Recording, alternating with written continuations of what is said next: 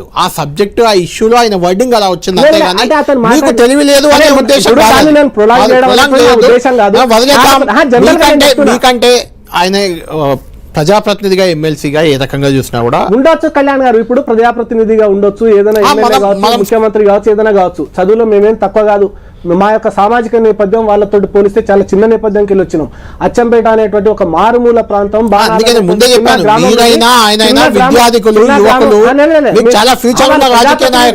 ప్రజాప్రతినిధి అంటే ప్రజాప్రతినిధి కాబట్టి మనం ఖచ్చితంగా కొంత ఎవరినైనా వ్యక్తిగా కూడా గౌరవించాలి కదా మనం.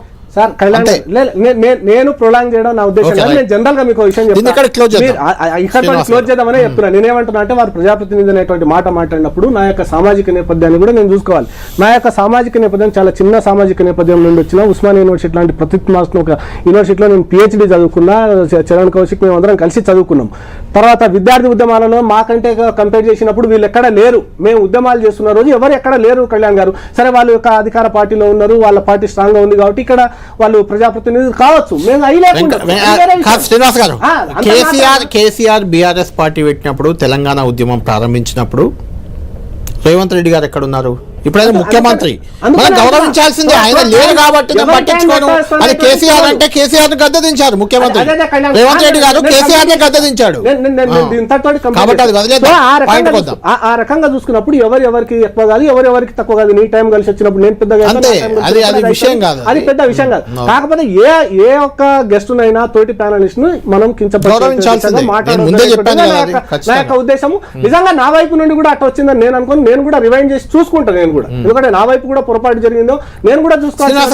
మీరు ఆయన తెలివి తక్కువ అనే ఫైనల్ గా నేను కంక్లూడ్ చేస్తాను. ఆయన తెలివి తక్కువ అనే వర్డింగ్ ని ఇన్ జనరల్ గా వాడారు. దానికి మీరు రియాక్ట్ కొంచెం ఓవర్ గా అయ్యారు. నేను భావించాను మీరు ఓవర్ గా రియాక్ట్ అయినట్టే నాకు అనిపించింది.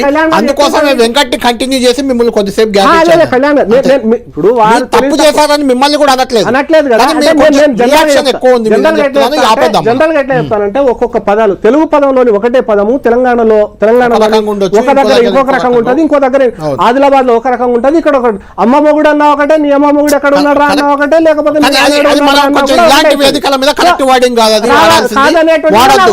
తెలివి అనేటువంటిది ఏదేమన్నా అదేమన్నా వర్డ్ కాదు. కాకపోతే ఒక్కొక్క వర్డ్ ఒక్కొక్క ప్రాంతంలో ఒక్కో రకంగా ఉంటుంది. తెలివి లేదు అనేటువంటి నా ప్రాంతంలో చాలా గలీజ్ పదం. మీకు నచ్చలేదు, గలీజ్ కాదు, నాకు నచ్చలేదు కాదు.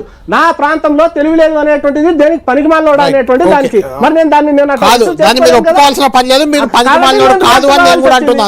కాబట్టి నేను రియాక్ట్ కావాల్సి అంతటితోటి ఈ విషయం అటు పక్కన పెడితే తర్వాత మీరు అడిగినట్టుగా బీహార్ కావచ్చు లేకపోతే జూబ్లీ హిల్స్ ఎన్నికలకి వచ్చినప్పటికీ బీహార్ లో కాంగ్రెస్ పార్టీ రకరకాలైనటువంటి ఆరోపణలు చేసింది, అసలు ఫసలైనటువంటి ఆరోపణలు చేసింది, ఓటు చోరీ అన్నది రకరకాల ఆరోపణలు చేసినటువంటి పార్టీ ఈరోజు ఓడిపోతున్నటువంటి సందర్భంలో ఏం మాట్లాడుతుంది అనేటువంటిది కొంత చూడవలసినటువంటి అవసరం ఉంటుంది. నెంబర్ 1. రెండోది మీరు అన్నట్టుగానే నిజంగానే ఇందాక అదే వెంకట్ గారు చాలా సార్లు ఓటు చోరీ అనేటువంటి పదాన్ని కూడా యూజ్ చేశారు. మరి అదే ఓటు చోరీ జూబ్లీ హిల్స్ లో జరగదా కళ్యాణ్ గారు?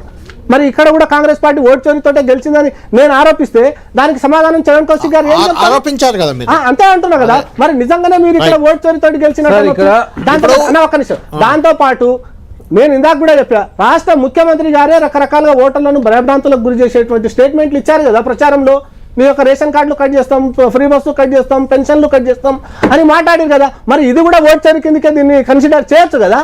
సో కాంగ్రెస్ పార్టీని గెలవడం కోసము ఒక రకంగా ఒక ఎన్నికల్లో ఒక రకంగా, ఇంకో ఎన్నికల్లో ఒక రకంగా, వాళ్ళకు అనుకూలంగా ఒక రకంగా, వాళ్ళకి అనుకూలంగా లేనప్పుడు ఇంకో రకంగా మాట్లాడారు. చరణ్ గారు, ఇప్పుడు ఓట్ చోరీతో మీరు అక్కడ ఓడిపోయారని చెప్పే అవకాశం ఉంది కాబట్టి ఇక్కడ కూడా మీరు ఓట్ చోరీతోనే గెలిచారని బీజేపీ అంటే ఏం చెప్తారు సార్? ఓట్ ఎందుకంటే రఘునందన్ గారు దాన్ని ఈసీకి కూడా ఫిర్యాదు చేశారు. ఎలక్షన్ కమిషన్ అనేది ఎవరు ఆధ్వర్యంలో, మా ఆధ్వర్యంలో అయితే ఉండదు.